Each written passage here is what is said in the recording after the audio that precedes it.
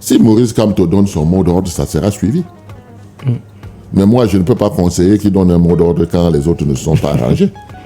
Donc, parce que ce serait insuffisant. S'il n'y a pas coalition, vous direz à Maurice Kamto de ne pas faire de sortie, de ne pas soutenir un candidat. Non. Bonsoir chers auditeurs de Miran Radio et bienvenue dans cette autre édition de votre programme présidentiel 2025. Dans cette émission, on revient sur l'actualité autour de la présidentielle, toutes les coulisses. Et ce soir, pour vous spécialement, nous sommes allés chercher la crème de la crème en termes de politique au Cameroun. C'est un monsieur qui, depuis plusieurs décennies, bataille pour la libération du Cameroun, surtout pour le progrès au Cameroun. Il est avec nous, le président de l'AFP, M. Cyril Sambaka. Bonsoir et bienvenue. Bonsoir et bonsoir à tous vos auditeurs. C'est un plaisir d'être dans votre beau studio, n'est-ce pas, pour parler de l'avenir du Cameroun. Merci surtout d'avoir accepté notre invitation et de partager ce moment avec nous. Alors, Monsieur Cyril Sambaka, vous êtes ex-membre de l'UDC, président de l'Alliance des forces progressistes, également membre influent du groupe de Douala. Et il y a plusieurs mois, parlant bien sûr du groupe de Douala avec d'autres hommes politiques, vous avez décidé de mettre sur pied cette alliance-là, ou ce groupe, dans le but de mettre ensemble les candidats de l'opposition et surtout trouver une candidature consensuelle. Qu'en est-il à ce jour pour le groupe de Douala? Alors, pour les auditeurs, je tiens d'abord à dire une chose, c'est que c'est au vu de l'expérience que nous avons des élections depuis les années 90, que nous nous sommes dit, chaque fois, l'opposition a échoué face aux égos des uns et des autres. Alors, quand vous analysez 92, 97, 2004, 2011 et autres, vous vous rendez compte qu'il y a une chose qui n'a pas été faite. Parce que quand on met les candidats entre eux, avec leur état-major, pour sortir quelque chose, eh bien, rien de bon ne sort de là. Alors nous nous sommes dit, nous, on n'est pas candidats, mais on a l'expérience suffisante au cours de toutes ces années, et ça nous amène donc à être des facilitateurs. Des facilitateurs parce que face aux égos surdimensionnés, il faut rappeler aux candidats de temps en temps que ça fait 30 ans que le peuple lui demande de voir des gens unis, des gens ensemble pour battre ceux qui nous gouvernent depuis ce temps avec tout ce que nous avons comme problème. C'est devenu récurrent. Chaque fois qu'il y a des élections présidentielles, le peuple, lui, il s'attend à voir des gens ensemble. Et puis il se rend compte que ça ne marche pas. Et puis on se rend compte que les abstentions ne font que grandir. Donc le peuple qui est souverain doit donner la voix. Nous voulons vous voir unis. Vous êtes obligés d'être unis. Parce qu'en réalité, c'est ce peuple qui va se lever pour aller voter. Et si ce peuple est découragé, évidemment, il y aura des abstentions. Donc nous venons comme des facilitateurs. C'est pour cette raison que la première règle chez nous, c'était de ne pas avoir un candidat pour qui on roule. Okay. Et vous avez vu que chaque fois que quelqu'un a pris position pour un candidat, il est sorti du groupe de Douala. Bon, on peut dire que de tous les fondateurs du groupe de Douala, je reste le fondateur qui n'a pas bougé. Et je n'ai pas bougé parce que, en fait, nous savions très bien que tout le monde va dire « je veux la coalition, je veux ceci, je veux le candidat unique ». Mais dès que ça ne sortira pas lui, il va avoir des problèmes. Donc, 2025 n'est pas 92. 2025 n'est pas 2011. 2025, c'est le peuple qui doit décider. Et le peuple, dans sa première décision, c'est que nous voulons voir un candidat de large consensus. Mais comment départager donc ces gens? C'est là où on met en place donc un programme minimum commun pour 3 ans, pour une transition. La transition veut dire que les autres ont triché, certes, mais nous voulons un code électoral consensuel, nous voulons refaire le Cameroun, la refondation. Donc, nous mettons ensemble, nous obtenons ce que nous voulons pour 3 ans, on le met en place ensemble. C'est là où est venue donc l'idée de l'équipe. Parce que vous savez, dans une équipe, par exemple, de football que nous aimons beaucoup au Cameroun, il y a un capitaine. Mais vous mettez le capitaine sur le terrain seul, il va être mangé par l'équipe adverse.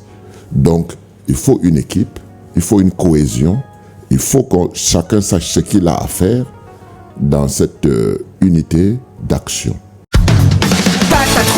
Chers parents, réservez le meilleur pour vos bolichons en cette rentrée scolaire. Nous vous proposons le kit spécial Bonne Rentrée. Ce kit est constitué d'un manteau contre la pluie. Avec ce manteau, votre super-héros va défier les intempéries. Une gamelle constituée de plusieurs assiettes, une cuillère et une fourchette. Votre chouchou mangera toujours chaud à la récréation. Une goude qui conservera de l'eau loin des microbes. Une ardoise électronique dernière génération accompagnée de son stylo magnétique. Avec cette ardoise, l'apprentissage devient facile. Vous trouverez également dans notre kit un parapluie super solide et 4 livres qui permettront à vos enfants d'apprendre tout en s'amusant. Livres de mathématiques, de dessins, d'alphabet et de comptes. Chers parents, arrachez-vous ce kit dès maintenant au prix promotionnel de 10 000 francs CFA seulement. Appelez dès maintenant 694 46 70 29 ou encore 673 97 92 20. Voilà comment on a commencé. Et dès que nous avons commencé à voir les différents candidats, la première chose, nous avons eu un ou deux qui nous ont dit « Oh, ben moi je suis très fort, je vais partir, je vais gagner seul. Je n'ai pas besoin de ces histoires-là. » Et puis, crescendo. Et puis est arrivé un moment où, parce que vous me demandez de faire le compte rendu, c'est ce que j'essaie de faire, est arrivé un moment où le Grand Nord a rejailli, parce que eux, ils travaillaient depuis plus de 4 ans et voulaient en découdre avec le système en place. C'est pour cette raison qu'ils ont donné des ultimatums à leurs dirigeants de partis politiques qui avaient l'habitude de soutenir le RDPC, le parti au pouvoir. On leur a demandé de choisir, ou bien on vous débarque, ou alors vous-même, vous cassez les liens que vous aviez avec le pouvoir en place. Et est-ce qu'on devrait comprendre par là que Bello Boba, qui aujourd'hui est candidat à l'élection présidentielle, et Satiroma, lui également candidat à l'élection présidentielle, ne sont pas sortis du gouvernement ou alors de cette alliance avec le RDPC d'eux-mêmes, mais parce que le peuple a mis des pressions? Alors, c'est ça qu'il faut comprendre, que le peuple, c'est lui le patron. Il donne ses pouvoirs à certaines personnes et quand ils estiment que ce n'est pas bon, ceux à qui ils ont donné le pouvoir, ils le leur retirent ou alors cela marche comme le peuple veut. Et c'est ça qu'on a compris dans le Grand Nord. Parce qu'il y a eu une véritable révolution qui a certes été préparée, mais les gens en avaient marre. Et ils ne voulaient plus continuer avec ce régime. C'est pour cette raison que même les alliés de ce régime se sont vus obligés d'écouter le peuple. Mais est-ce que du côté donc du Grand Sud, appelons ça comme ça, Grand Nord, Grand Sud.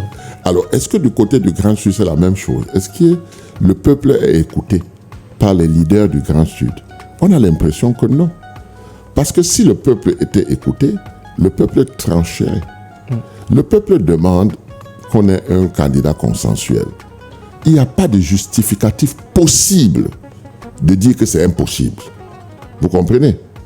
Ceux qui estiment que c'est impossible, forcément, on va estimer qu'ils travaillent pour la division et ils travaillent pour le pouvoir. Parce que si nous sommes divisés, ça permet à celui qui est au pouvoir de se maintenir. Il a des mécanismes pour se maintenir, il a la corruption, il y a les tricheries, il y a ceci, il y a cela. Tout l'appareil à sa disposition. Donc, le problème de ces élections de 2025, ce n'est pas de savoir si le RDPC est aimé. Le RDPC n'est plus aimé. Le RDPC, on veut que le RDPC aille dans l'opposition, c'est-à-dire que le RDPC ne gouverne plus. Mais est-ce qu'aujourd'hui, l'opposition camerounaise peut gagner sans une véritable union sacrée, si on peut l'appeler comme ça? C'est une obligation, sinon ils trahissent le peuple. Est-ce que vous comprenez ce que je veux dire? Quand le peuple vous dit « mettez-vous ensemble », si vous venez expliquer au peuple que c'est impossible de se mettre ensemble, alors le peuple vous tourne le dos et dit « mais ces gens-là, c'est-à-dire qu'ils n'écoutent pas nos prières. Tous ces Camerounais qui sont à l'étranger, qui ne peuvent plus mettre les pieds au Cameroun, votre père décède, vous ne pouvez pas venir à son deuil parce que vous allez être arrêté. ceux qui sont injustement en prison pour des problèmes politiques, vous les laissez là-bas, vous donnez encore 7 ans. Vous les laissez là-bas. C'est ça la question fondamentale. Parce que si les leaders ne peuvent pas écouter le peuple, ils vont écouter qui? Ça veut dire que s'ils sont au pouvoir demain, ils continueront à ne pas écouter le peuple. Donc le peuple aujourd'hui a le droit de revendiquer son droit le plus absolu. C'est quoi? C'est que je vous demande de vous mettre ensemble. Ceux qui ne sont pas d'accord, dites-nous que vous n'êtes pas ensemble. Nous aussi, le peuple, on vous met de côté. Voilà la problématique aujourd'hui. Mais on va dire qu'à la base du groupe de Douala, c'était vous, M. Cyril Sambaka, c'était le professeur Bayono qui a rejoint les rangs un peu plus tard. On avait Henriette Ekwe qui assistait aux premières réunions de ce groupe-là. On avait Anissé Ekane, on avait Elimbi Lobe également. Anissé Ekane fait-il toujours partie du groupe de Douala? Anissé Ekane était obligé de se mettre en retrait parce qu'il avait un candidat. Maintenant qu'il n'a pas de candidat, il n'y a pas de raison qu'il ne revienne pas dans le groupe de Douala. Vous comprenez? Parce que la seule condition, c'était de ne pas prendre position. Vous comprenez? Mais nous, dans le groupe de Douala, on n'a pas condamné Anissé Ekane d'être sorti pour aller supporter le professeur Maurice Kamto. Parce que le professeur Maurice Kamto, c'est une figure de proue de l'opposition camerounaise. Alors, toutes les combines qu'on a fait pour qu'il ne soit pas candidat, Anissé Ekane s'est donné pour que nous puissions avoir cette candidature au Cameroun. Vous avez vu comment on a torpillé jusqu'à la dernière minute, jusqu'au Conseil constitutionnel, alors qu'en fait, tout était clair.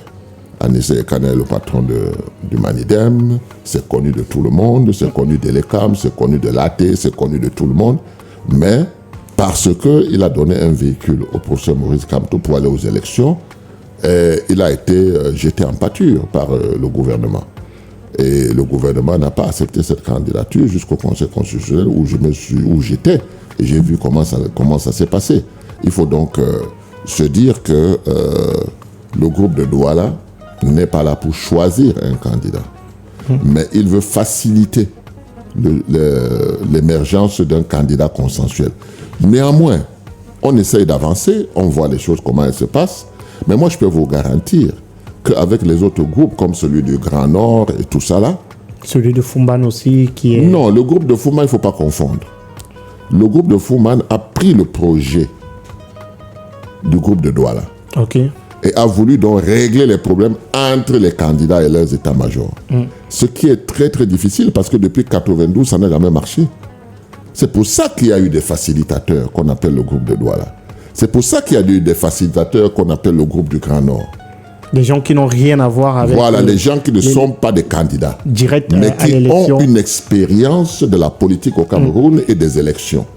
Donc, on est là pour essayer d'encadrer et de rappeler à ces candidats ce que le peuple veut. Ce que le peuple veut. Donc, le groupe de Fumban, c'est avec beaucoup de regrets qu'on a vu se former le groupe de Fumban parce que le groupe de Fumban a exclu les facilitateurs. Or, c'est les facilitateurs qui sont venus avec le projet. Avec l'idée de mettre ensemble les responsables de parti. Vous comprenez. Malheureusement, le groupe de Fumban, entre eux, moi je le sais, puisque j'ai assisté depuis les années 90 à toutes ces tractations que l'opposition a voulu faire. On sait ce qui peut marcher, ce qui ne peut pas marcher. Quand vous voulez que des gens aboutissent à quelque chose, vous mettez entre les candidats, sans état-major. Même pas les présidents des partis qui ont permis que vous soyez candidat. Ce sont des candidats qui parlent entre eux et essayent de voir. Maintenant, quand ça ne marche pas et qu'il y a des problèmes, c'est là où nous, les facilitateurs, nous intervenons pour essayer de recadrer les choses et d'amener les gens à comprendre qu'en face, là et dehors, il y a des Camerounais qui attendent des résolutions. Donc, vous pensez que tout le travail qui est fait du côté de Fumban en ce moment va se solder par un échec? Non, il y a de fortes chances qu'il y ait des problèmes et ça perd du temps. C'est ce que je suis en train de dire. Parce que nous disons la même chose. C'est notre programme, c'est le programme du groupe de Douala qui est implémenté dans le groupe de Fumban. Mais vous pensez que les méthodes ne sont pas bien... Sans nous.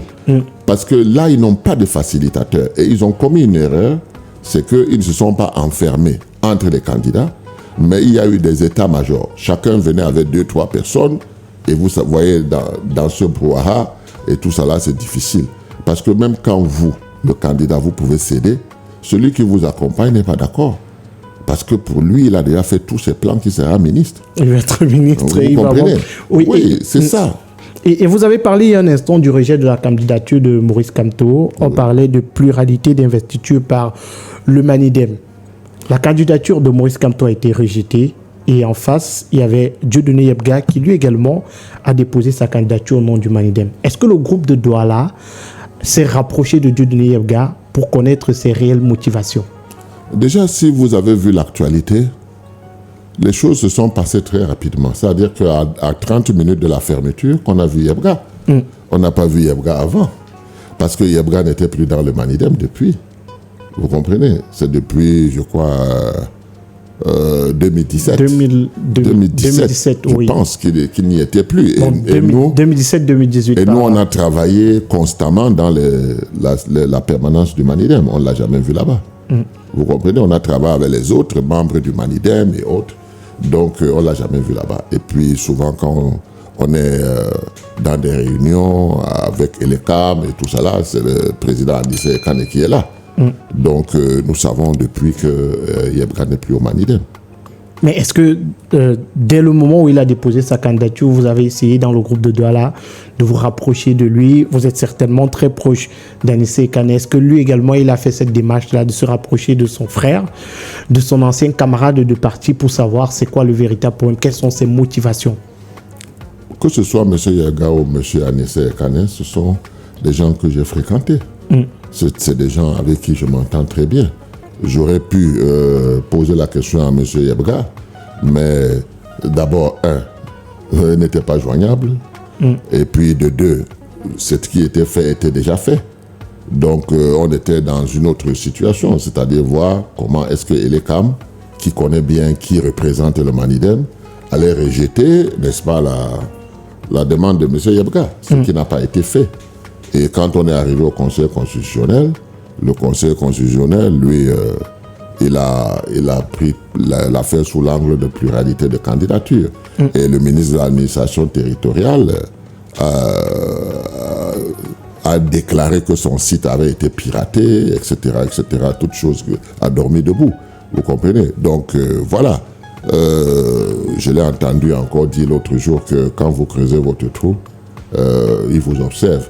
Parce que quand les autres versent la terre à gauche, lui va verser le béton. Donc, c'est des petites choses qu'on a vues. Et puis, je dois dire que le fait que M. Kamto ait été disqualifié, ça a complètement dénaturé cette élection présidentielle. Et beaucoup dans l'opposition étaient contre M. Kamto. Parce que j'avais un monsieur à côté de moi au Conseil constitutionnel qui est président d'un parti politique qui était tellement content. Je lui ai dit, mais demain ça peut être votre tour. Donc quand vous êtes content parce qu'on a disqualifié un candidat de l'opposition, moi je suis étonné. Mais, et vous avez parlé de ça sur une chaîne de la place. Vous avez parlé de cette joie-là que vous avez remarqué de certains partis de l'opposition dès le verdict du Conseil constitutionnel. Beaucoup de personnes ont pensé que vous parliez du PCRN de Cabral Libye. Pourquoi je parlerais du PCRN? C'est vraiment terrible ce pays. Ce pays est terrible parce que les gens aiment tellement la guerre et autres que Cabral Libye dont on parle. Cabral Libye, je lui ai donné un coup de main à ses débuts. Parce que ce monsieur, il a amené la jeunesse à se remettre dans la politique. Mais quand je vois ses followers m'insulter, moi, vous voulez que ça me fasse quoi? Jusqu'à me demander, moi, Sambaka, de faire un démenti alors que je n'ai jamais rien dit. Vous comprenez? C'est pour... Bon, je vous le dis parce que c'est passé, mais j'avais décidé de ne rien dire et de regarder les gens faire leurs bêtises. J'ai été à une chaîne de télévision, effectivement, où j'ai dit, comme je vous ai dit, là, il y a quelqu'un qui était tellement content que moi, ça m'a choqué. Ça m'a fait très mal de voir que dans l'opposition, des gens peuvent manifester leur joie quand un membre de l'opposition est disqualifié comme ça. Donc, je l'ai dit.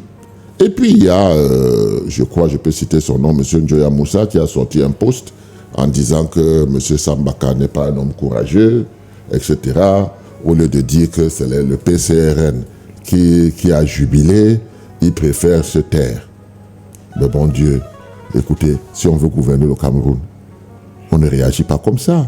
PowerHealth, toute la puissance de la pharmacopée africaine au service de votre santé. Avec PowerHealth, dites désormais adieu à de nombreux problèmes de santé générale, des troubles de la sexualité, des problèmes d'infertilité et même des problèmes d'obésité. PowerHealth, à travers ses 4 différents produits, a des solutions à tous vos problèmes. Avec PowerHealth, luttez efficacement contre le mal de nerfs, mal de nez sciatique, paludisme, typhoïde, fièvre jaune, mal de rein, mal de dos, mal de genoux, hémorroïdes internes et externes. Avec PowerHealth Plus, luttez contre les problèmes de conception, ménopause précoce, règles douloureuses, douleurs au bas-ventre, kystes, myome. Avec PowerHealth Renfort, combattez efficacement la faiblesse sexuelle, les reprises lentes, l'érection molle, sperme de mauvaise qualité. Et avec PowerHealth Action, adieu à l'hypertension artérielle, le diabète, l'obésité et le surpoids. PowerHealth, c'est des produits à base de plantes naturelles et sans effet secondaire. Contact 689 88 23 02. Avec PowerHealth, c'est la santé assurée. Monsieur Njoya Moussa, il fallait répondre à Monsieur Njoya Moussa en lui disant tout simplement que nous connaissons Monsieur Sambaka. Il a été toujours droit dans ses bottes depuis plus de 30 ans. Mais non, il y en a qui se sont levés, qui m'ont insulté. Des gens que je connais, qui me connaissent, m'ont insulté pour dire que voilà, je supporte Maurice Kamto, machin, je suis un faux vieux, il faut que je prenne ma retraite, j'ai jamais rien réussi dans ma vie. Qu'est-ce qu'ils ne m'ont pas dit?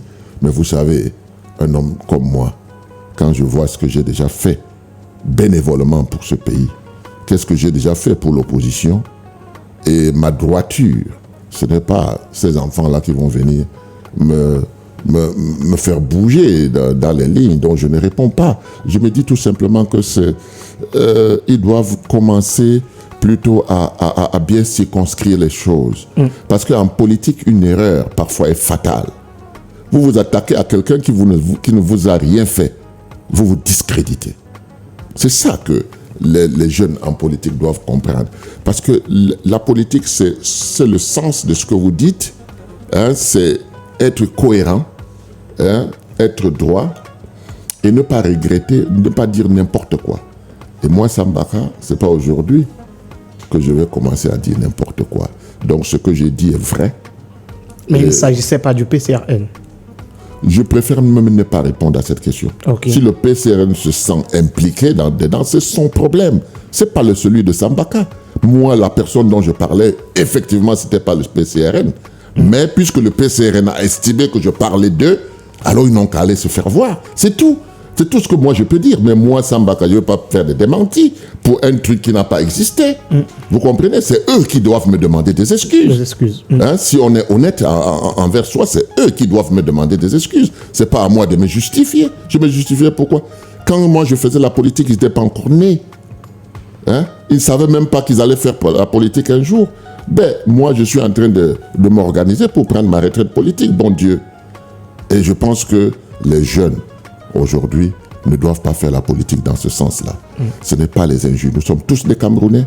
Si nous mettons la politique sur la base des injures, sur la base des attaques, celui-là attaque l'autre, l'autre attaque l'autre, l'autre dit qu'il est acheté, que c'est son voisin qui a acheté, son voisin dit que c'est lui qui a acheté. À la fin, le peuple, il va se retrouver comment dans cette affaire? Donc, il faut faire très attention. Il faut que les Camerounais se réconcilient avec eux-mêmes. Moi, je pardonne.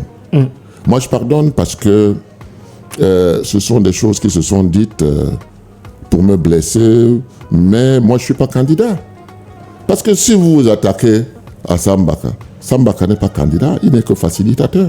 Mais mettez-vous en rang serré pour gagner les élections. C'est ce qu'on vous demande. On ne vous demande pas d'attaquer les gens. Mais est-ce que vous pensez qu'aujourd'hui, une véritable coalition entre les différents égos qu'on peut remarquer est possible? C'est-à-dire ces différents candidats-là de Mais c'est tout à fait possible. Et de choisir un individu qu'ils vont mettre à l'avant. C'est tout à fait possible, vous savez. Nous avons pensé à tout ça. C'est pour cette raison que, fort de l'expérience qu'on a du passé, on leur a proposé un programme minimum commun, n'est-ce pas? On leur a dit, vous allez en équipe, vous n'allez pas avec un candidat et les autres derrière lui, mais vous allez en équipe. Et ça veut dire quoi? Ça veut dire que ces candidats doivent discuter entre eux. Bon, voilà, toi, tu seras le challenger. Moi, je vais faire ci, toi, l'autre va faire ça. Ils se répartissent les rôles. N'est-ce pas? Et vous savez très bien qu'un gouvernement de transition, 11 personnes, c'est très peu. Hein? Et moi, on m'a interpellé comme ça en sortant du train. On me dit, mais monsieur Sambaka, on vous suit là. Mais ces gens-là, ils ont l'obligation de se mettre ensemble. Parce que ce n'est même pas une histoire où... non, 11 personnes, c'est très peu. On a besoin encore de beaucoup de gens. Même celui qui sera à la présidence, on lui donne 11 personnes, il ne va pas s'en sortir. C'est très peu. Donc, vous voyez, c'est une transition de 3 ans qui va aboutir à un référendum et puis à un calendrier électoral. Ce qui veut dire que même M. Maurice Kamto aura le temps de revenir. Vous comprenez? Et les jeux sont... Bon, maintenant, quand moi je vois des gens dire, chacun dire que lui, il peut, c'est lui qui va. Moi, je me dis, ces gens-là ne desservent pas les populations camerounaises. Parce qu'une fois encore, on va se retrouver devant le même problème. Le parti au pouvoir, vous savez, j'étais en train de regarder un truc ce matin, et ça s'est passé comme s'il s'adressait à moi. Voilà donc des enfants qui se retrouvent dans un internat, ils sont à 100. 80 ne sont pas d'accord avec le petit déjeuner. 20 disent que nous, ça nous arrange. Nous nous contentons de ça. Alors, le patron de l'établissement dit on va procéder par vote.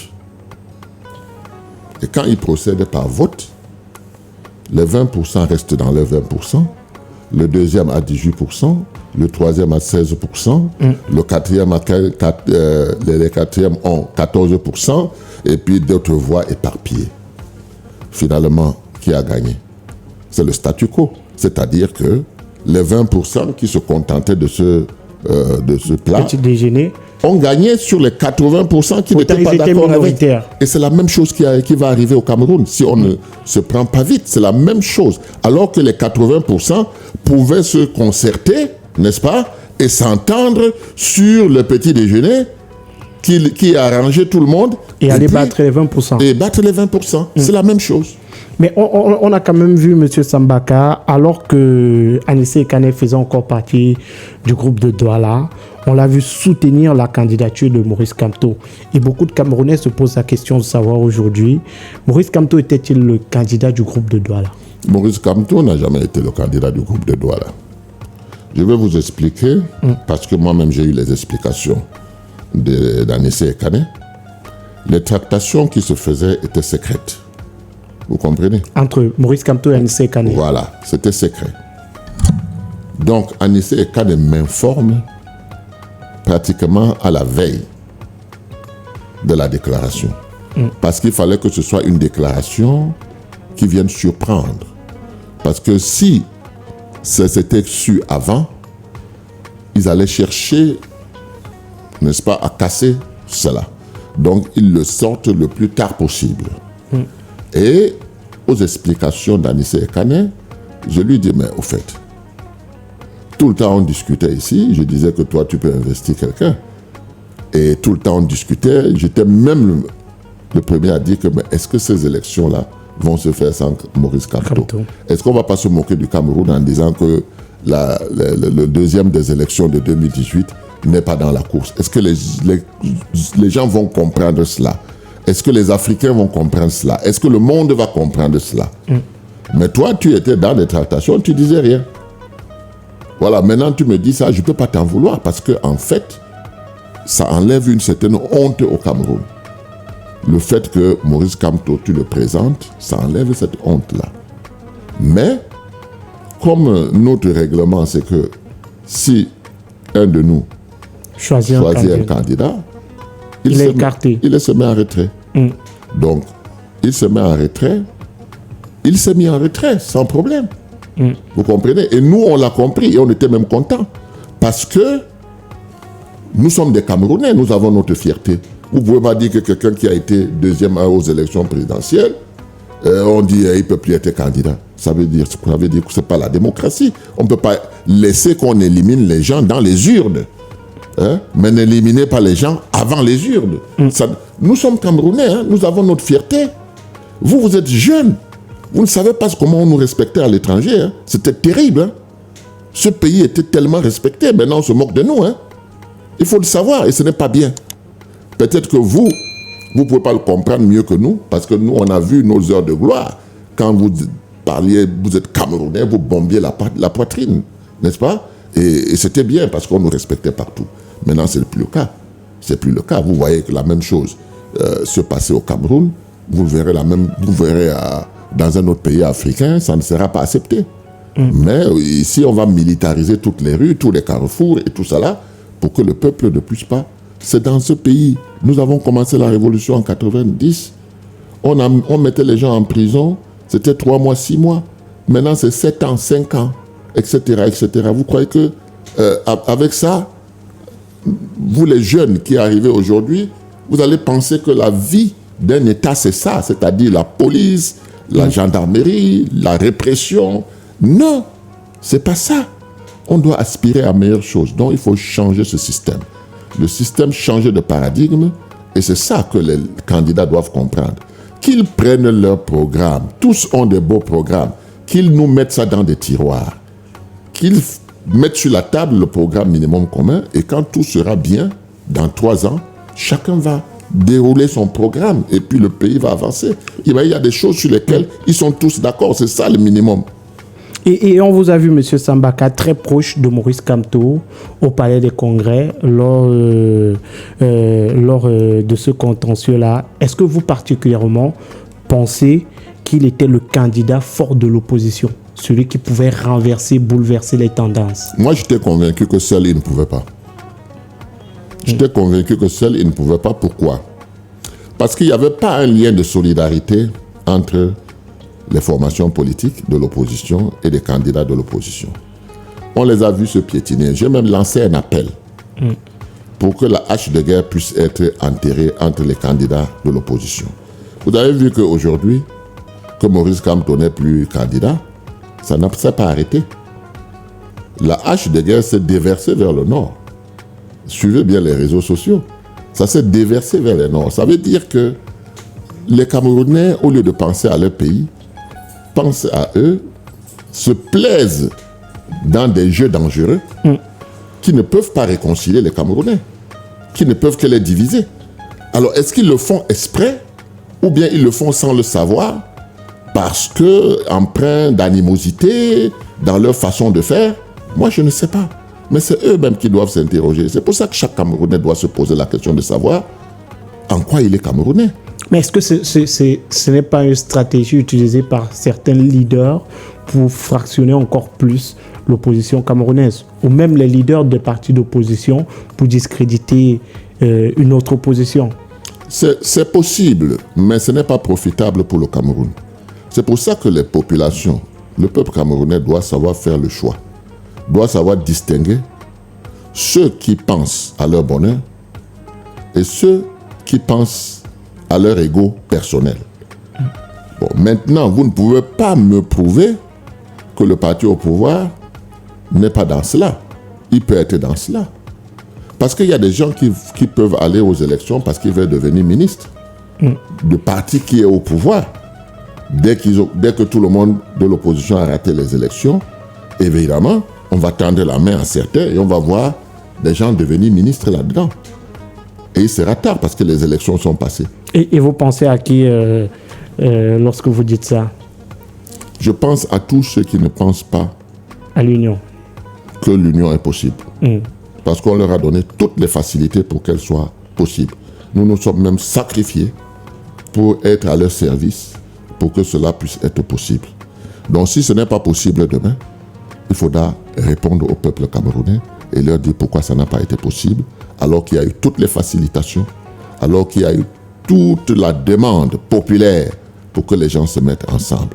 S'ils ne le font pas, du moins si certains ne le font pas, parce que tout le monde ne pourra pas faire, parce que ça pose encore un autre problème. Comment pensez-vous que 11 personnes s'en vont donner 30 millions de francs. Le Cameroun est le pays qui demande une caution. Il n'y a pas un autre pays comme ça. Mais les gens donnent 30 millions comme si de rien n'était. C'est quand même curieux. Est-ce que l'élection, c'est pour les riches? Auquel cas, quand on est riche, on se moque des pauvres. Et les Camerounais, en grande majorité, sont des pauvres. Vous croyez que moi, je fais de l'opposition depuis plus de 30 ans parce qu'il me manque à manger? Non. Mais c'est parce qu'il en manque aux autres. Et que ce pays ne devrait pas être comme ça. Quand on sait la richesse humaine, la richesse minière, l'agriculture que nous avons développée à l'époque de la Révolution verte et tout ça, tous nos parents, quand nous on était jeunes, allaient au travail, bon Dieu. C'est les mamans qui restaient à la maison, hein. Mais les pères, tout le monde allait au travail, soit à l'usine, soit dans les sociétés, ou alors on était artisans, mais tout le monde était au travail. Ce qui n'existe pas aujourd'hui. Aujourd'hui, vous prenez votre retraite, vous avez votre fils qui a eu tous les diplômes, qui n'a pas de travail, qui fait entrer une jeune fille dans la maison. Après, vous vous apercevez qu'elle est enceinte. Vous devez donc nourrir votre fils, nourrir sa compagne, nourrir le petit-fils, etc. Et comme les grands-parents adorent les petits-fils et les petites filles, eh bien voilà, la vie devient naturelle que voilà, vous allez vous serrer là-dedans. Hein, non, ce n'est pas ce Cameroun que nous voulons. Nous voulons un Cameroun où il y a un enfant qui finit son cursus scolaire, puisse trouver un emploi décent. Alors, l'orientation scolaire, etc., ça ne se fait pas. Nous avons des enseignants qui font les grèves tout le temps parce qu'on les méprise. Et vous pensez que la formation du Cameroun, ça passe par eux. Ils doivent être choyés. Ils doivent être comme nous, on a connu des enseignants. C'était des enseignants éducateurs. La maman venait compléter l'éducation, mais déjà à l'école, il y avait l'éducation, il y avait l'enseignement. C'était mélangé. Et dites, c'était au temps d'Adamou Damjoya. C'était très bien fait. Et tout le monde sait comment est-ce que les gens de notre génération ont pu grandir. Mais vous pensez que quand nos enfants sont dans des conditions comme ça, aujourd'hui nous sommes contents? Nous ne pouvons pas être contents parce que nous avons le savoir-faire. J'étais avec un jeune aujourd'hui, je lui dis, mais 1983, Cameroun Lines était 6e mondial de l'IATA. Air France était 18e. On ne voyait même pas éthiopienne. C'était Cameroun. Nous avions Cameroun Shipping Lines avec, je crois, 6-7 bateaux. Quand vous étiez au port du Havre, vous voyez l'emblème Cameroun Shipping Lines. Vous êtes à Hambourg, vous voyez Cameroun Shipping Lines. C'était ça le Cameroun en développement. Où est ce Cameroun aujourd'hui? Vous ne pouvez pas le savoir. Passé 43 ans de pouvoir, vous n'avez pas vu comment on a démantelé, détruit tous ces avoirs que le Cameroun avait avant. Nous, on a vu l'ONCPB, quand Houphouët-Boigny s'est déplacé pour venir au Cameroun, pour voir comment nous on fait au Cameroun avec le cacao. Aujourd'hui, ils sont premiers mondial. Dans les années 62, on était à égalité. Hein? On était à égalité. Aujourd'hui, ils sont premiers mondial. Voilà les choses qui nous parlent. Et nous voulons vous revoir ce Cameroun qui gagne. C'est ça. Les enfants ne peuvent pas le savoir. Ils pensent que nous sommes nés dans la misère. Non, nous ne sommes pas nés dans la misère. Mais M. Sambaka, à ce jour, quel candidat est-il encore favorable au groupe de Douala? Est-ce qu'il y en a qui soutiennent encore l'idée, qui accompagnent encore l'idée du groupe de Douala? Mais tous ont peur du groupe de Douala, je ne sais pas pourquoi. Mais pas tous. Parce que nous discutons quand même avec eux. Ils ne nous disent pas qu'ils ont peur de nous. Mais je pense que dans les jours qui suivent, la pression va monter. La pression va monter parce que le groupe de Douala ne sera plus seul. Et quand on va faire notre sortie conjointe de ceux qui ont travaillé à travers le territoire et qu'on va parler à la presse, on va leur dire l'état d'avancement de travail que le peuple nous a donné, je pense que ceux qui n'avaient pas encore compris que c'est le peuple qui est souverain et c'est le peuple qui transfère ses pouvoirs vont le comprendre et puis ils vont revenir au meilleur sentiment. Moi, je ne peux pas désespérer parce que si je désespère aujourd'hui, moi, je ne vois pas l'avenir du Cameroun. Hein. Je ne vois pas l'avenir du Cameroun si on ne gagne pas là. Je ne vois pas. Donc, il faut se battre jusqu'à la dernière sueur pour qu'il y ait un changement. Maurice Kamto aujourd'hui est éliminé de la course à la présidentielle, mais le débat qui revient ces dernières semaines, Maurice Kamto, faiseur de roi. C'est la question qui revient ces derniers jours. Est-ce que la consigne de Maurice Kamto pourrait avoir un impact favorable à cette élection? Chers parents, réservez le meilleur pour vos bolichons en cette rentrée scolaire. Nous vous proposons le kit spécial Bonne Rentrée. Ce kit est constitué d'un manteau contre la pluie. Avec ce manteau, votre super-héros va défier les intempéries. Une gamelle constituée de plusieurs assiettes, une cuillère et une fourchette. Votre chouchou mangera toujours chaud à la récréation. Une goude qui conservera de l'eau loin des microbes. Une ardoise électronique dernière génération accompagnée de son stylo magnétique. Avec cette ardoise, l'apprentissage devient facile. Vous trouverez également dans notre kit un parapluie super solide et 4 livres qui permettront à vos enfants d'apprendre tout en s'amusant.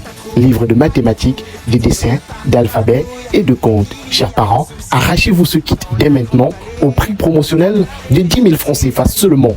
Appelez dès maintenant 694 46 70 29 ou encore 673 97 92 20. Moi, j'aimerais bien savoir si dans le Grand Sud, là, j'ai l'impression, c'est l'impression que j'avais toujours eue, que beaucoup de candidats étaient contre Maurice Kamto, de l'opposition. Alors, Maurice Kamto n'est plus dans la course. Ça nous a fait mal? Ça vous a fait mal? À beaucoup de Camerounais.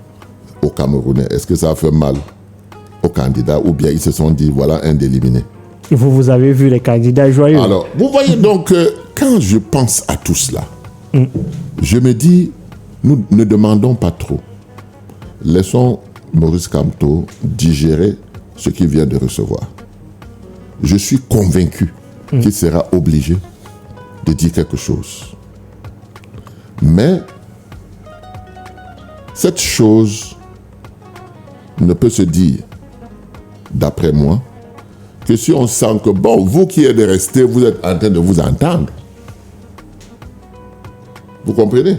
Donc vous pensez que Maurice Kamto fera sa sortie au moment où une coalition va commencer à se mettre sur pied? Il faut qu'il y ait une coalition parce que Maurice Kamto n'a aucun intérêt à sortir pour dire mes followers, votez pour tel.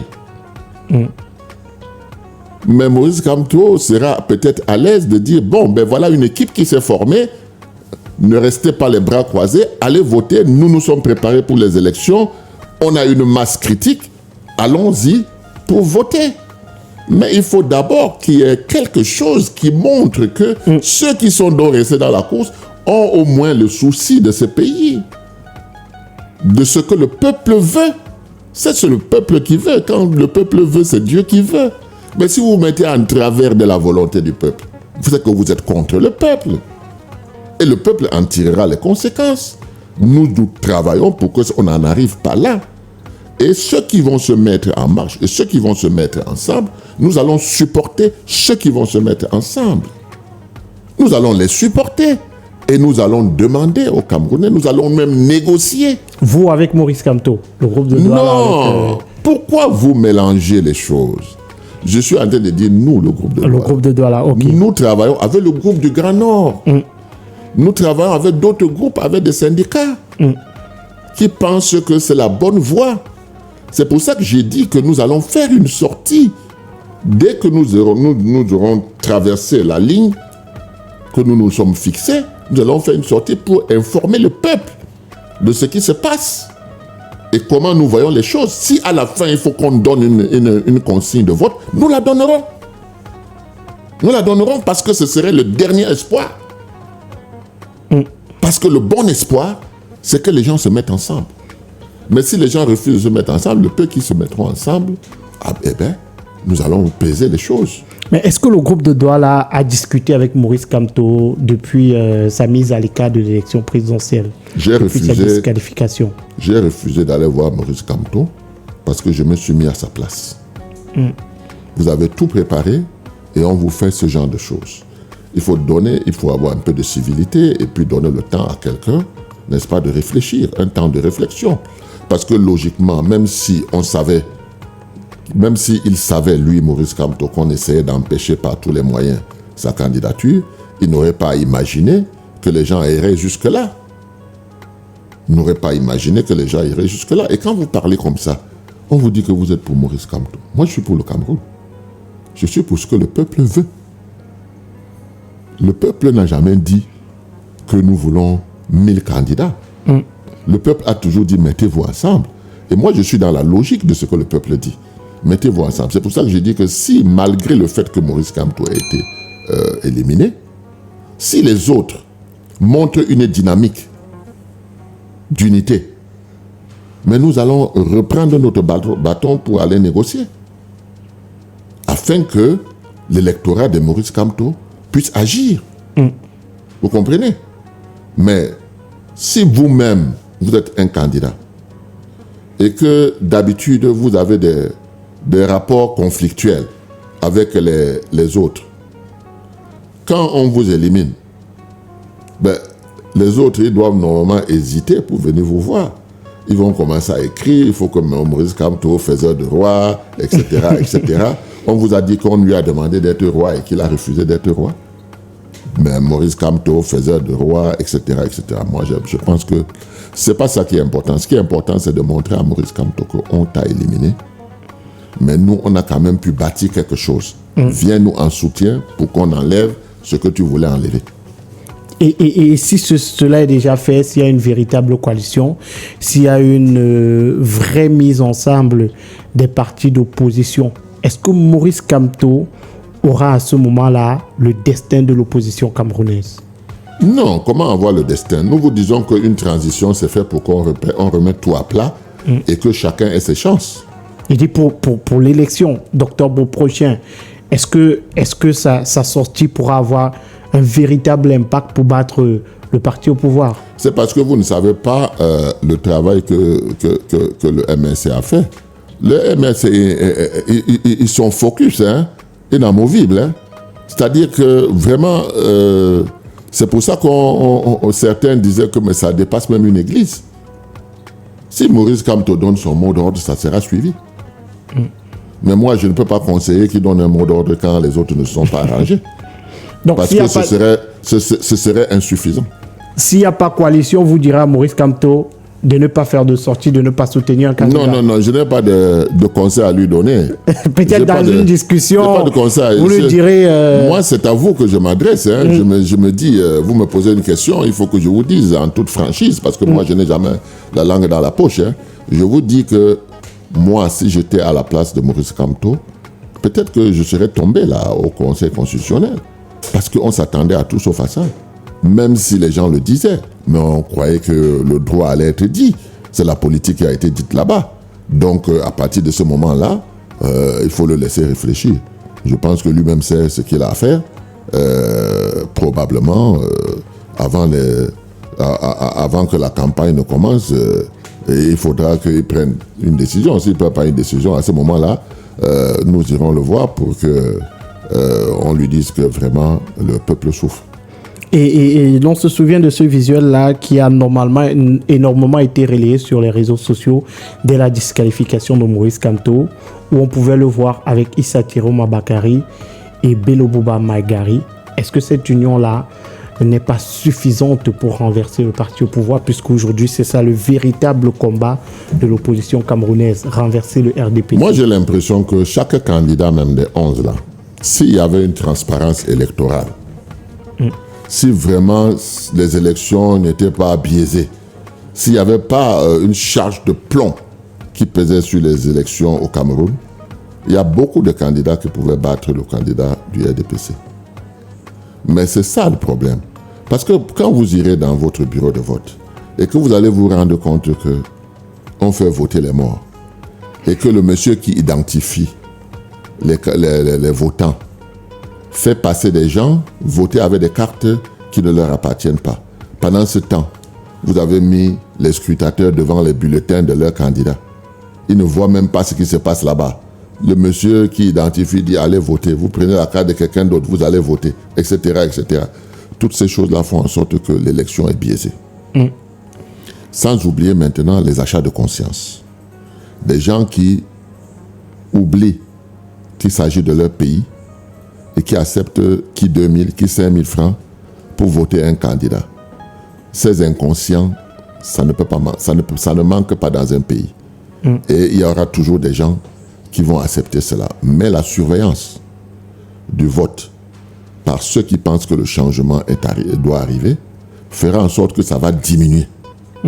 Maintenant, la force viendra donc de l'union. Parce que la candidature consensuelle va faire que les Camerounais soient tous ensemble. Vous comprenez? Et c'est ça qui va être le départ de la réconciliation. C'est ça qui va être le départ du règlement du Nozo. C'est ça qui va être le départ pour une constitution, n'est-ce pas, qui ne donne pas tous les pouvoirs à une seule personne.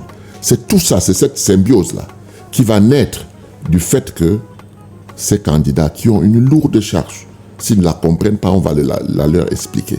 Ils ont une lourde charge sur les épaules parce que leur échec doit être expliqué. Il faut qu'ils expliquent, sinon ils vont disparaître de la scène politique. Vous comprenez? Il faut qu'ils se retrouvent ensemble en train de revendiquer un certain nombre de choses. Mais pris comme ils ont pris là, même si un gagne, les autres vont dire que c'est son problème. On n'est même pas sûr qu'il a gagné. Vous comprenez? Vous voyez ce que ça peut causer, le fait qu'on n'écoute pas le peuple? Ça peut causer énormément de tort à ce pays et au peuple lui-même, et même à ses candidats. Donc ils doivent beaucoup réfléchir. Ne venez pas faire de la politique quand vous ne pouvez pas répondre devant le peuple.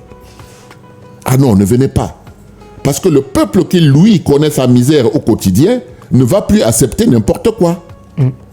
C'est ce qui va se passer. Donc on ne va pas se retourner seulement contre le bourreau, mais contre même les gens qui disent qu'ils défendent nos intérêts. C'est ça le peuple de demain au Cameroun. Le peuple n'acceptera plus. Ils ont accepté pendant 30 ans. Il faut arrêter ça. Mettez-vous ensemble, trouvez le candidat consensuel. Ce n'est pas impossible. Cela est possible. Nous sommes là. Il y a des facilitateurs. S'il y a des problèmes, nous allons venir en renfort. Mais nous voulons voir un candidat consensuel. C'est ce que le peuple nous veut. Mais on a déjà quand même l'impression que deux alliances sont en train de se former. On a d'un côté cette alliance-là, même si elle n'est pas encore véritablement effective, cette alliance qui est annoncée entre Issa Chiroma, Bello Bouba et Maurice Kamto. On n'a pas d'assurance sur cette alliance-là. On a de l'autre côté, du côté de Fumban, Damjoya, Akiremuna, Espoir, Issa Chiroma également qui se retrouve sur ce côté-là, le candidat Boga Akbe et Célestin Bidjigui. Est-ce qu'on ne peut pas aller à une élection où chacun des groupes aura choisi son candidat et alors, on a deux candidats de l'opposition contre le parti au pouvoir? Alors de toutes ces personnes-là, il y a deux qui ne sont pas entachés. Vous comprenez? Qui peut-être ne connaissent même pas la barbarie politique qu'il y a au Cameroun. C'est le jeune là, Iodi. Iram.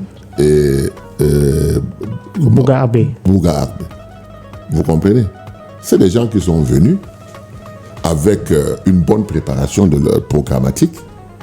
Mais ce que nous, on dit, c'est que vous voyez donc que parmi ces candidats-là, il y a tellement de gars forts que s'ils se mettent ensemble, on va relever le Cameroun très rapidement pour une transition. Et après, on va aller aux élections. Mais pourquoi vous pouvez priver les Camerounais, n'est-ce pas, d'une équipe solide comme celle-là qui peut être solide, avec des anciens qui peuvent démanteler le système, avec les nouveaux qui vont le booster, qui vont booster le nouveau système? Bon Dieu, on peut donner la chance à un pays plus que ça. Il faut qu'ils arrêtent. Il faut qu'ils se mettent ensemble. Il faut qu'ils arrêtent. Hein? Moi, je le dis. Parce que nous avons dans ces candidats une composition de gens qui peuvent booster le Cameroun. Mais pourquoi ils ne peuvent pas se mettre ensemble? Chacun doit partir. Le peuple veut qu'ils se mettent ensemble. Et le peuple est conscient du fait que chacun a quelque chose de positif à apporter. Je vous ai dit, c'est une combinaison où il y a des vieux qui connaissent le système, qui peuvent le démanteler à tout moment. Il y a des jeunes qui viennent avec le modernisme, avec la fougue, avec la force et avec des calculs qui peuvent booster le Cameroun très rapidement. Pourquoi ils ne se mettaient pas ensemble pendant 3 ans? Pour que les Camerounais au moins soufflent un tout petit peu. Ils ont trop souffert. Mais on voit quand même des consultations, M. Sambaka. À vous entendre, on a l'impression que rien ne se fait, que ces gens-là ne se concertent pas, qu'ils ne s'asseyent pas, qu'ils ne parlent pas ensemble, que chacun fait chemin en solo. Mais on a quand même des consultations. On voit des sorties chaque jour. On a des textes qui sont rendus publics sur les résultats de ces consultations-là.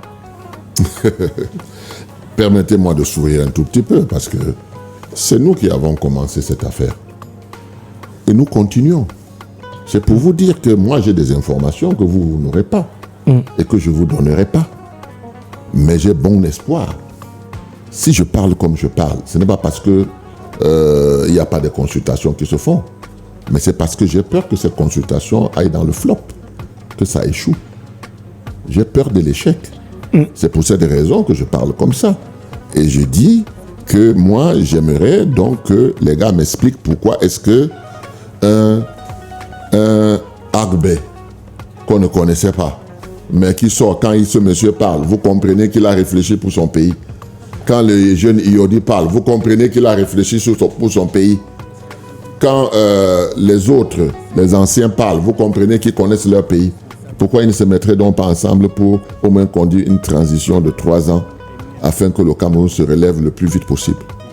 Vous croyez que l'expérience et les idées, la jeunesse, la vieillesse, les hommes, les femmes, c'est pas un beau cocktail ça? C'est Dieu qui nous a donné ça.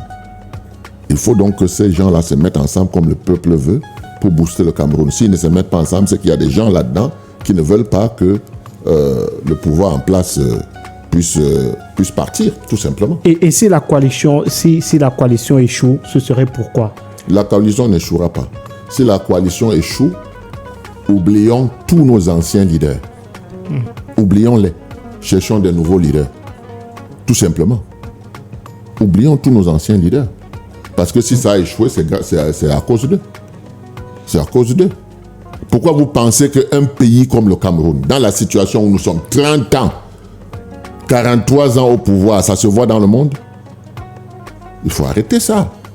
Le RDPC est incapable de trouver un autre candidat. L'opposition est incapable de trouver un candidat consensuel.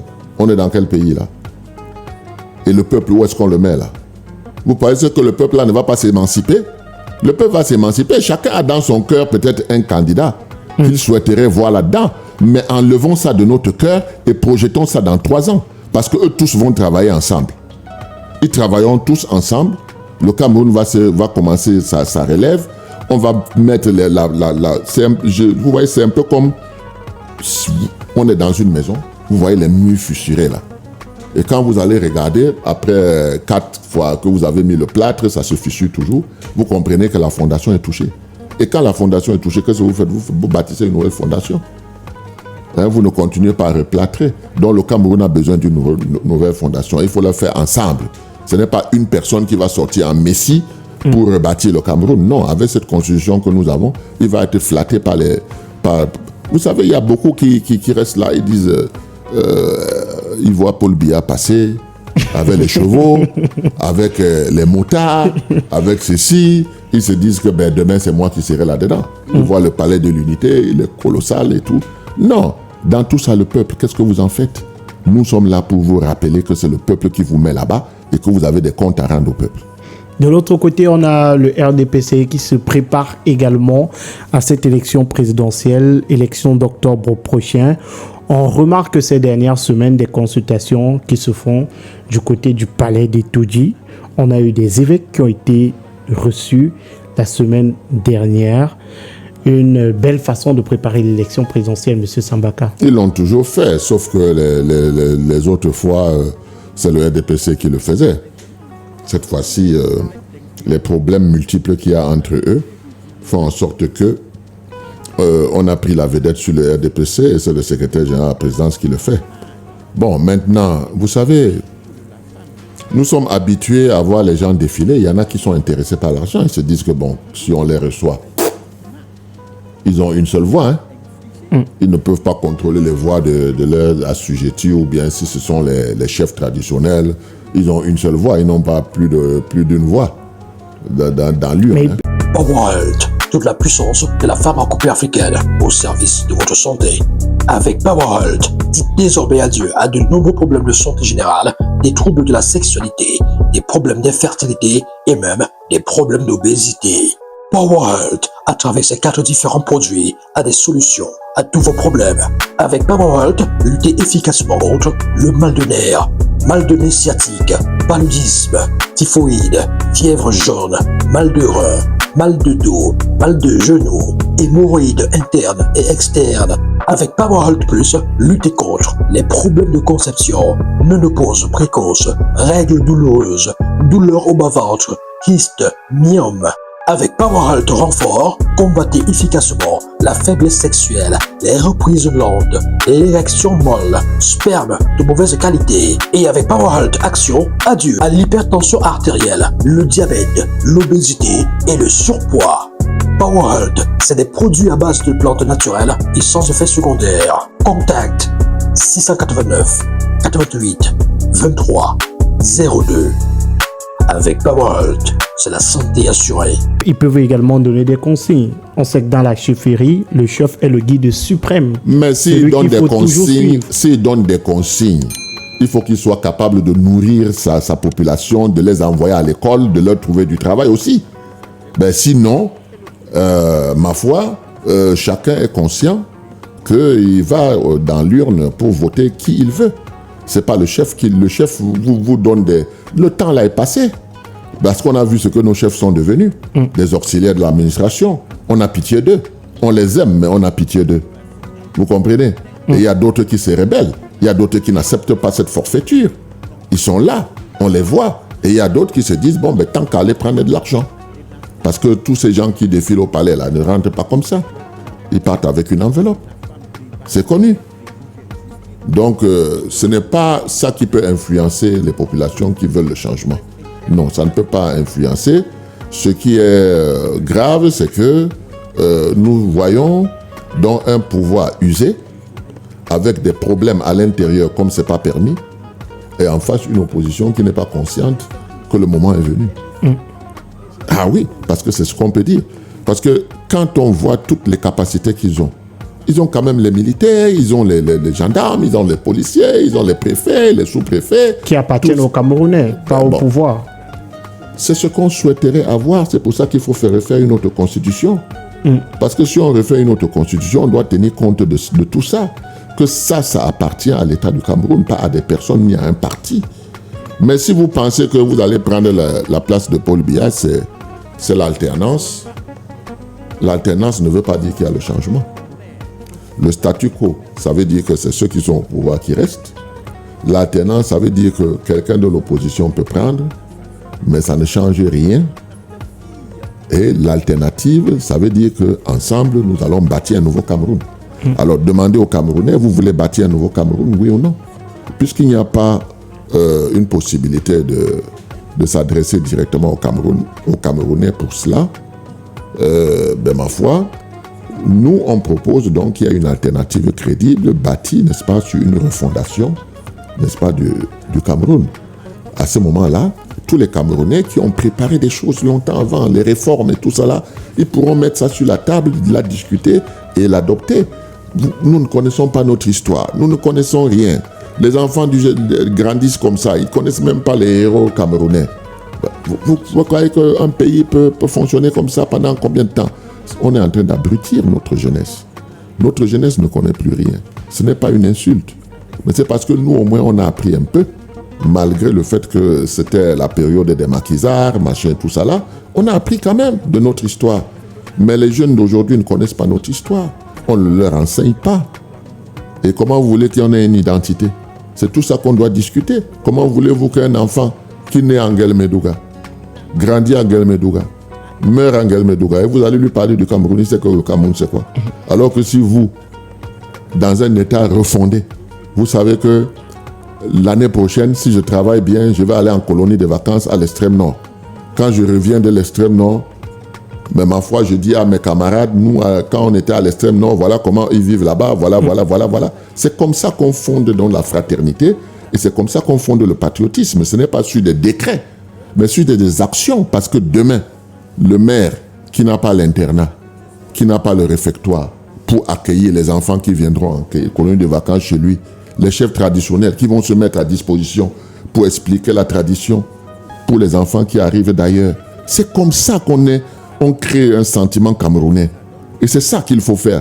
Moi, je ne suis pas candidat aux élections présidentielles, mais je suis en train de commettre 2 livres, n'est-ce pas, qui vont peut-être aider les enfants de demain. Parce que je les reçois tous les jours, ceux qui font sciences politiques et tout ça là. Et je me suis dit, mais autant écrire une fois. Donc, j'ai fini d'écrire, je suis à la relecture et j'aurai l'occasion, n'est-ce pas, de présenter ces ouvrages-là. On sait quand même que ces consultations-là se poursuivent du côté des Toudji. On a les religieux, on a les chefs traditionnels. Est-ce que ces différents corps-là pourraient avoir un impact à l'élection présidentielle? Aucun. Ça, je vous coupe tout de suite. Aucun, parce que c'est devenu même risible. Quand on voit ça défiler, on rit. Hein? Demandez au petit peuple, sortez là et posez-leur la question. Les gens qui défilent là, ça va avoir un impact? Aucun. Mais les leaders religieux ont un certain impact sur leurs fidèles. Mais les leaders religieux ont parlé. Pourquoi vous ne retenez pas ce qu'ils ont dit? Quand ils sont partis là-bas, les catholiques, qu'est-ce qu'ils ont dit? Ils ont dit qu'ils vont aller convaincre les gens? Non. Ils sont allés revendiquer. Mais on ne va pas vous le dire. Mais pourquoi les autres ont donc annoncé qu'il faut voter Paul Biya? Pourquoi eux n'ont pas dit de voter Paul Biya? Donc vous devez comprendre que c'est 2 poids 2 mesures. Ils ne sont pas allés là-bas pour rien, ils sont allés là-bas pour demander que c'est vous qui pouvez faire en sorte qu'il y ait la paix, en ne trichant pas. C'est vous qui pouvez faire qu'il y ait la paix, n'est-ce pas? Voilà. Et ceux qui sont partis pour prendre de l'argent, on dit, bon, ben, voilà, vous pouvez voter Paul Biya. Mais quand ils rentrent avec cet argent, ils partagent cet argent à qui? Pour qu'ils disent aux gens d'aller voter Paul Biya. Ça ne marchera pas. Les gens ne veulent plus voter Paul Biya. Ça, c'est clair. Le problème, l'handicap que nous avons, ce sont les leaders de l'opposition. C'est eux qui sont notre problème. Le peuple, lui, il a déjà choisi. C'est pour ça qu'on demande au peuple d'être mobilisé. Parce que si eux, ça les dépasse de s'entendre, nous, on dira au peuple ce que nous avons à dire au peuple. C'est tout. Et on a des leaders politiques, notamment Elim Bilobert, qui pensent qu'il est extrêmement tard pour se mettre ensemble, qu'il n'est plus temps de se mettre ensemble. Est-ce que vous ne pensez pas comme lui que nous sommes déjà à quelques semaines, à quelques jours même de l'élection présidentielle et se mettre ensemble aujourd'hui n'aura pas un véritable impact? Je ne peux pas penser comme lui. Parce que ceux qui devaient se mettre ensemble, c'est le peuple. Le peuple est déjà ensemble. Le peuple veut le changement. C'est ça qui est le plus important, c'est le peuple qui vote. Ce n'est pas les leaders. Ils sont que 11, c'est 11 voix. Ils n'ont pas plus de 11 voix. C'est le peuple qui devait se mettre en ordre. Est-ce que ces leaders-là ne drainent pas une certaine population derrière? Mais ces leaders ont des militants. Les militants, on les compte au bout des doigts. Les militants de tous les partis politiques au Cameroun ne font pas 1 million. Vous comprenez? Ils ne font pas 1 million. Mais il y a 8 millions d'inscrits. Ça veut dire que les Camerounais là, que vous voyez au quartier, on a l'impression que c'est rien. C'est eux là qui décident. Parce que chacun a une voix. Moi, je me rappelle que ce soit le montagnard qui est là-bas en haut, qui porte encore des caches-sexes. Il a une voix comme le président de la République sortant. Chacun a une seule voix. Les leaders des partis politiques n'ont que leurs militants et leurs sympathisants, mais ceux qui votent sont plus nombreux. D'abord, vous avez vu que quand le peuple se fâche et qu'il y a abstention, c'est au-dessus de celui qui a gagné les élections. Vous comprenez? Donc, ça veut dire que la prise de conscience doit être celle du peuple. Parce que le peuple est là, il voit, il juge, il écoute, mais il vous demande d'avoir une candidature forte, consensuelle. Quand vous allez leur présenter la candidature consensuelle, comme un seul homme, ils vont agir. Mais si vous ne le leur présentez pas, il faudra leur expliquer pourquoi est-ce que vous les avez amenés encore à un énième échec. Voilà, c'est tout. Mais est-ce que derrière, le peuple aura la garantie que l'élection sera transparente? Parce qu'après, il y a aussi... Mais c'est parce que les gens sous-estiment le peuple. C'est le peuple qui va garantir cette élection. Mais pour que le peuple garantisse ces élections, il faut qu'il parle d'une seule voix.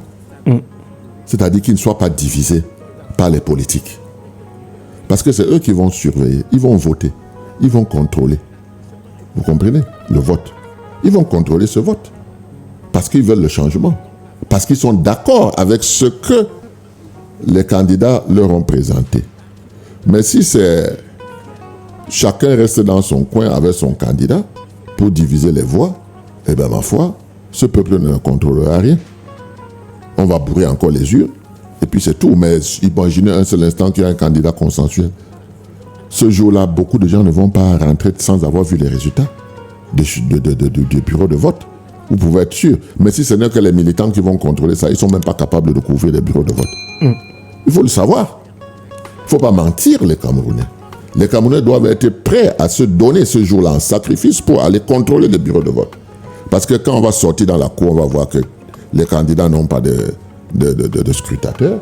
Eh bien, quelqu'un qui est dans la cour peut entrer pour faire lieu et place de ce scrutateur. Mais on a Serge Espoir Matomba qui a lancé le recrutement des scrutateurs et avec une cagnotte qui a été ouverte, question d'entretenir et surtout payer le transport de ces scrutateurs-là. Vous savez, avant le démarrage de la campagne, si on nous présente un candidat consensuel, les Camerounais cotisent 1 000 francs. Ça va faire des milliards. Ça va faire des milliards. Et ils vont, parce qu'ils ont cotisé leurs 1 000 francs, ils vont aller jusqu'au bout du processus. Ils vont contrôler le vote et le résultat qui va sortir des urnes, ce sera le vrai résultat. C'est ça qu'on veut. Si individuellement, chacun veut faire quelque chose, ça ne peut pas être de la même façon que collectivement. Collectivement, le peuple va s'impliquer. Le peuple va montrer que nous sommes contents de ce que vous venez de faire. Et nous sommes prêts, n'est-ce pas, à donner qui 1 000 francs, qui 2 000 francs, qui 5 000 francs, qui 100 francs. Et quand on va collecter tout ça, vous pouvez être sûr que ça va s'exprimer en termes de milliards. Donc, vraiment, l'élection va se passer dans de très bonnes conditions. Bon, maintenant, si vous allez emprunter de l'argent pour essayer de couvrir les bureaux de vote, vous n'aurez que les larmes pour pleurer après parce qu'il faudra rembourser cet argent. Donc, ce qu'on retient, M. Sambaka, c'est que le 12 octobre prochain, c'est le peuple qui est maître du jeu. Et pour que le peuple joue sa partition, il faudra que ces leaders-là se mettent ensemble. Qu'ils reviennent aux meilleurs sentiments. Qu'ils parlent de la même voix. Et vous allez faire une sortie dans les prochains jours pour inviter ces leaders d'opposition-là à se mettre ensemble. Oui, surtout à rendre compte au peuple de tout ce que nous avons entrepris depuis le début. Qu'est-ce que ça a donné et qu'est-ce que ça peut donner.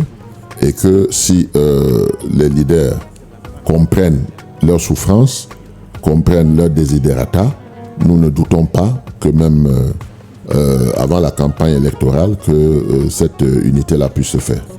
Est-ce qu'il n'y aurait pas un leader vers qui les autres devraient se tourner? Parce qu'il faut le dire, c'est le gros débat aujourd'hui.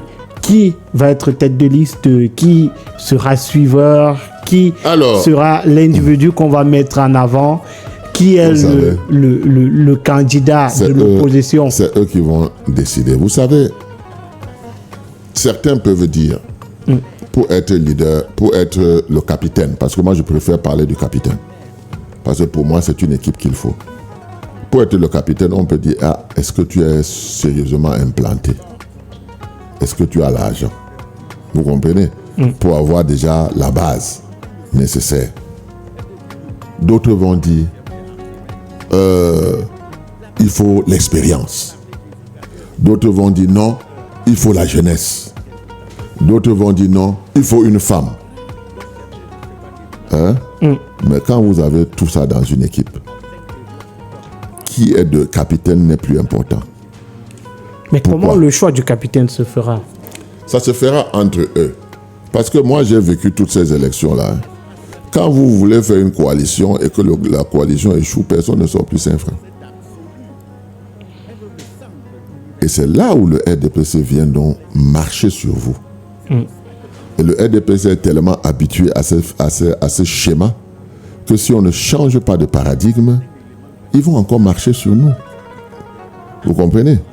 Donc, maintenant, c'est le peuple là qui peut sauver les politiques. Mais pour qu'ils sauvent les politiques, il faut que les politiques montrent qu'ils écoutent le peuple. Parce que le peuple camerounais, pour qu'une personne se retrouve avec 100 millions de francs, c'est difficile. Mais pour que le peuple mette 1000 francs et que vous vous retrouvez au milliard, c'est très facile. Mais il faut donc être en phase avec le peuple. Il faut répondre aux desiderata du peuple. C'est cela. Nous sommes les esclaves du peuple. Le peuple nous transmet, n'est-ce pas, leur souveraineté, et puis nous faisons ce que nous avons dit que nous allons faire. Et le peuple est là, il surveille. Le peuple camerounais va être extrêmement vigilant.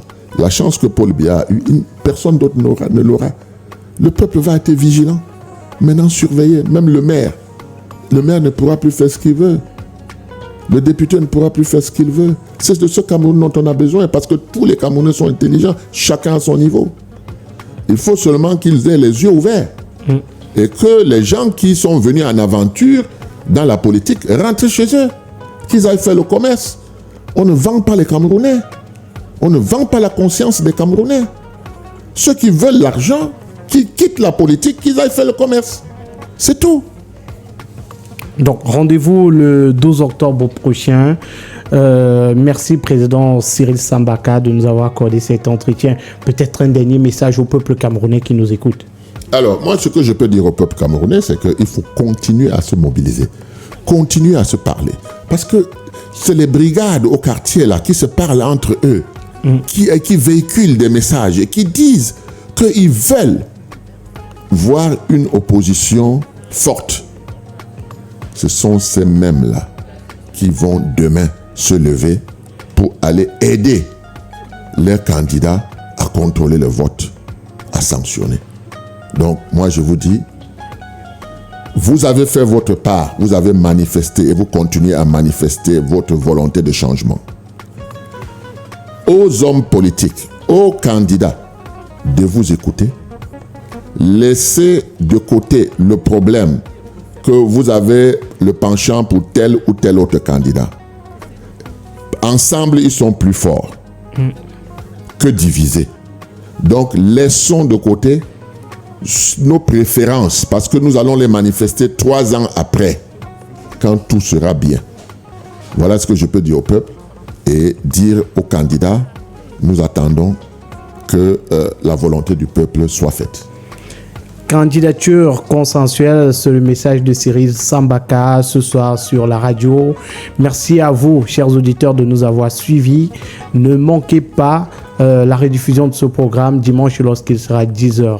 On se retrouve mardi prochain 16h pour le même rendez-vous avec un autre invité pour parler des présidentielles 2025. Bonne suite de programme sur Mirror Radio 93.7. Au revoir.